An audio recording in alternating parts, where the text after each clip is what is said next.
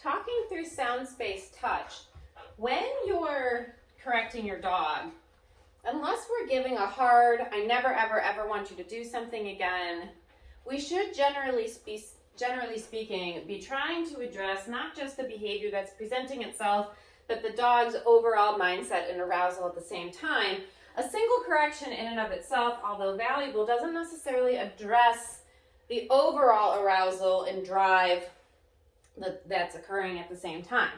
And so what we really want to do when it comes to being balanced, I want us to consider, rather than just it being a matter of using tools, how are we using tools to empower our body language and our interaction specifically with our dogs in every moment.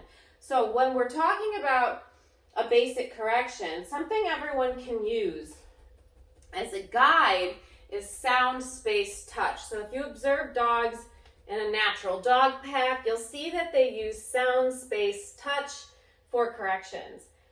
And that's how we should really be approaching it, so that when dogs perceive us in those corrective moments during those conversations, we're perceived as balanced.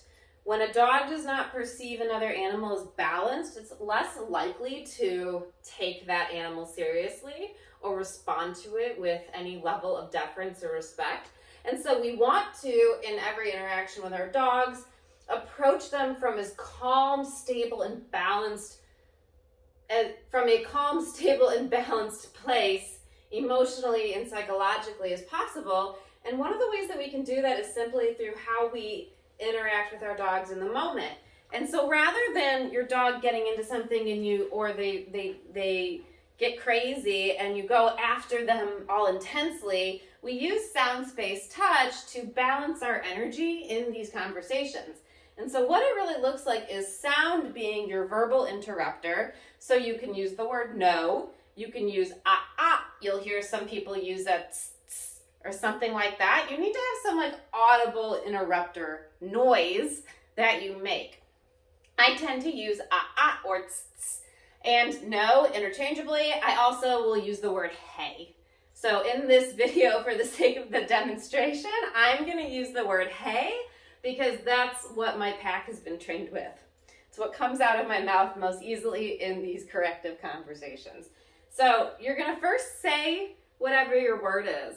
Then you're going to apply spatial pressure. So spatial pressure, or body pressure as I refer to it often, is just simply when you calmly move into a dog's space.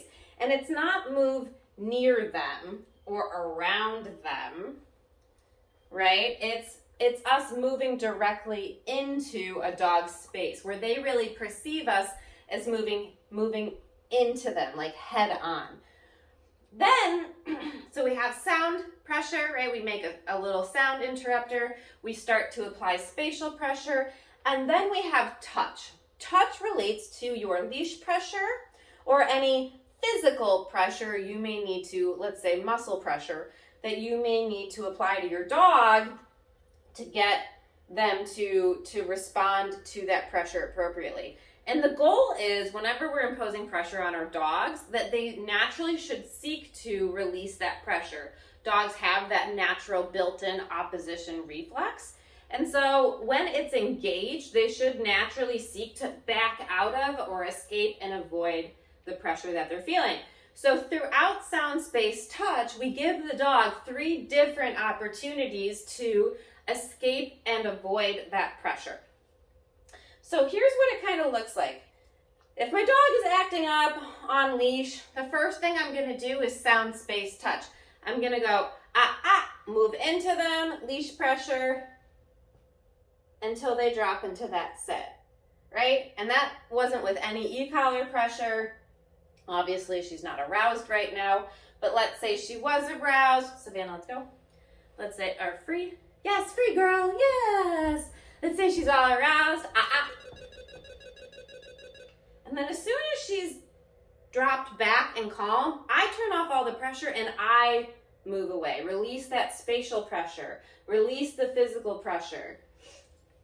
Savannah, free, yes, good girl. Good girl, yes. Good. So verbal, right? Sound, space, touch, right? I use my e-collar, pressing and holding on the stem at her nice low working level as I'm using the leash to apply some upward pressure so that there's some directional guidance infused into that e-collar pressure. Good girl, free! Yes! Good! Let's get her a little jazzed up. Oh, yeah! What's up? Oh, yeah!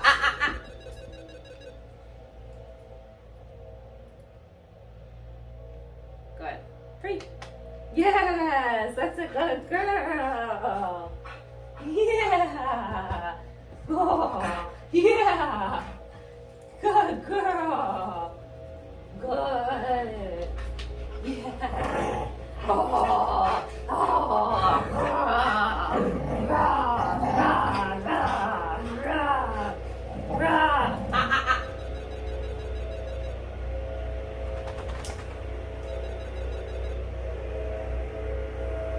And so since she backed down and then she got back up, I reapplied some of that e-collar pressure and spatial pressure until she backed back down, and then I released and I moved back away.